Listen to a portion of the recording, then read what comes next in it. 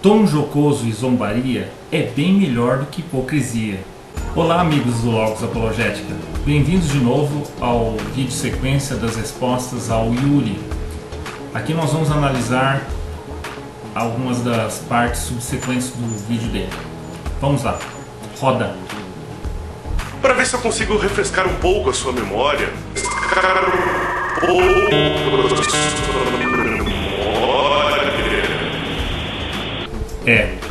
Vamos refrescar um pouco a memória, Sr. Yuri, mas utilizando fontes e referências sérias e não achismo bufônico que você usa, vamos? Combinado? Caso se lembra de Hipátia de Alexandria, por volta do ano 400, uma filósofa que foi sequestrada, esfolada e queimada por monges da Igreja Católica, só porque ela tinha umas ideinhas mais pra frentex. Sabem, se esses neo-ateístas querem divulgar seu ateísmo, por mim tudo bem. O que eu não entendo é porque alguns, como este Yuri, usam de tantos subterfúgios históricos e outras distorções para afirmar sua causa. Sim, porque se parecem com aqueles protestantes fundamentalistas que usam de Alexander Hislop e Lorraine Bottner como suas fontes confiáveis de crítica. E nenhum historiador sério os considera.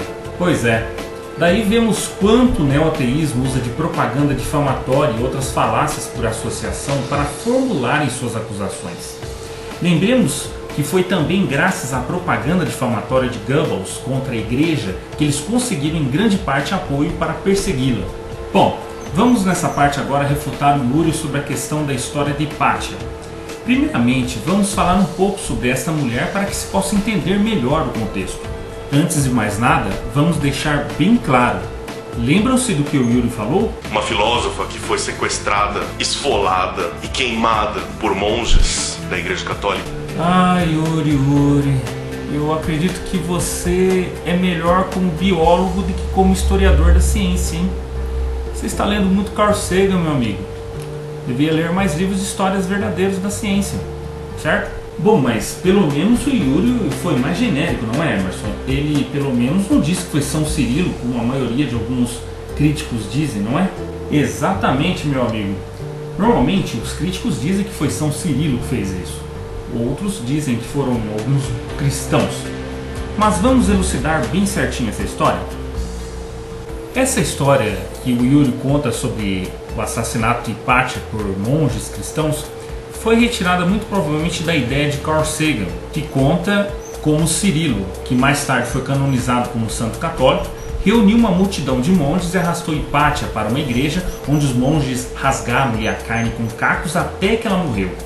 A história que muitos céticos querem passar é que Hipátia era uma mulher jovem e bonita, um imã do povo, e que Cirilo assassinou por inveja. Mas o Yuri não conta tudo. Talvez nem poderia, pois ele só deve saber o que se ensinou nas aulas de ciência do colégio sobre esse tema. Na verdade, esta teoria foi criada por Mangasarian, que nasceu em 1859 e morreu em 1943, um homem que admirava as religiões pagãs e praticamente detestava o cristianismo. Ele também ficou fascinado pela bela Hipátia. A história foi absorvida pelos ateus e céticos para demonstrar a falta de integridade da igreja em canonizar santos.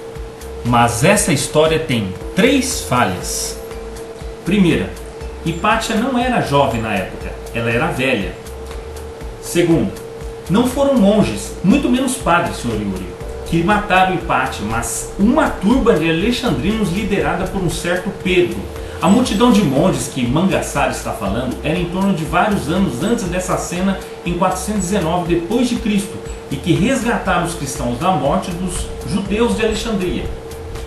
Terceiro, Cirilo não instigou a multidão contra Hipátia, nem estava lá quando a matou.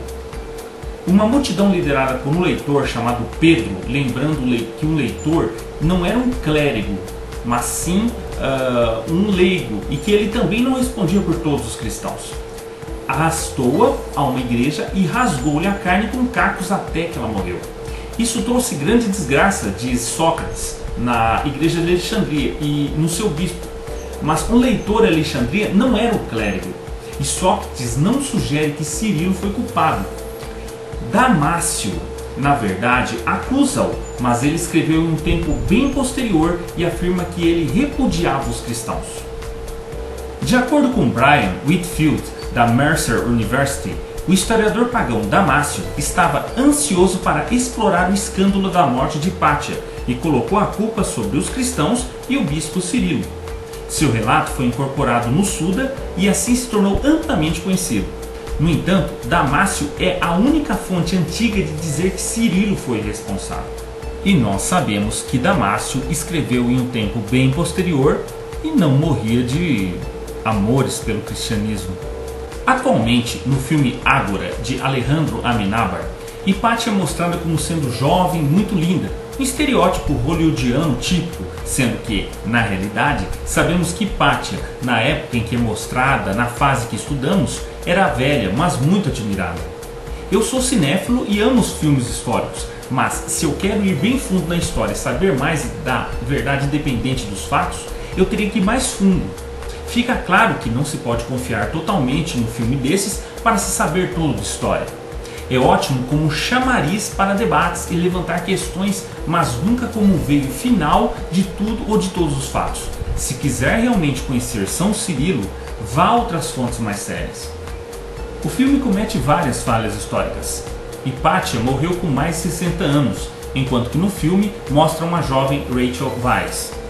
Além disso, com os dados históricos que contamos hoje em dia, não existe a certeza que foi o bispo Cirilo quem esteve por trás do assassinato.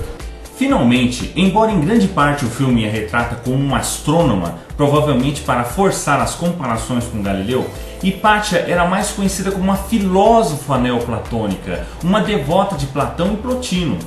Não só havia cristãos nas aulas de Hipátia, não só havia bispos cristãos entre seu círculo de amigos, mas havia também teólogos cristãos, Agostinho, Ambrósio e Orígenes, só para citar os mais proeminentes. E eles eram entusiastas defensores do neoplatonismo. Mas isto, o senhor biólogo e ateu Yuri não fala nada. Omite propositalmente, pois isto iria fazer ruir toda a sua balela raivosa. O estudo de Brian Whitfield demonstra que a versão que responsabiliza Cirilo por este crime se baseia nas diatribes de Damácio, o último escolarca da Academia de Atenas, que se radicou na Pérsia depois que Justiniano fechou essa escola e se dedicou desde seu exílio a difamar a Cirilo de Alexandria, atribuindo-lhe o homicídio de Hipátia, sem mais fundamentos que suas próprias conjecturas. Ainda que Gonçalo Fernandes, em seu estudo, não mostra simpatias por Cirilo de Alexandria, a quem qualifica de tirano, reconhece que nenhuma das fontes sobre o linchamento de Hipátia alude à presença dos Parabolani entre seus assassinos. Em minha opinião, esta turba de cristãos que estava dirigida pelo leitor Pedro era constituída primordialmente por marinheiros do porto de Alexandria. Os Parabolani eram membros de uma irmandade de monges alistados voluntariamente para o serviço, principalmente entre os enfermos, que respondiam a Cirilo. Há outras fontes de sua época que disputam a versão histórica desse filme, como o ariano Filostórgio e o sírio João de Éfeso, e mais recentemente os jansenistas Lenon de Tillemont e Claude Pierre Bouget, entre outros. Como vemos, Sr. Yuri, a história não é tão simplista e monocromática como quer mostrar, mas os fatos demonstram que Cirilo não teve participação direta e nem foram padres ou monges que assassinaram Hipátia, mas muito provavelmente uma turba liderada por um certo Pedro, que nem era clérigo para começar. Estude mais história, Yuri. E o troféu Pinóquio de Ouro vai para... Obrigado, obrigado. Eu dedico este prêmio aos meus ídolos Dawkins, Hitchens, Harris e todos os outros anticlericais e antirreligiosos. Muito bem, Sr. Yuri, muito bem. Eu sei que este foi somente o primeiro de muitos prêmios desse tipo que o senhor vai ganhar. Portanto, eu creio que foi muito bem merecido. Parabéns, Sr. Yuri.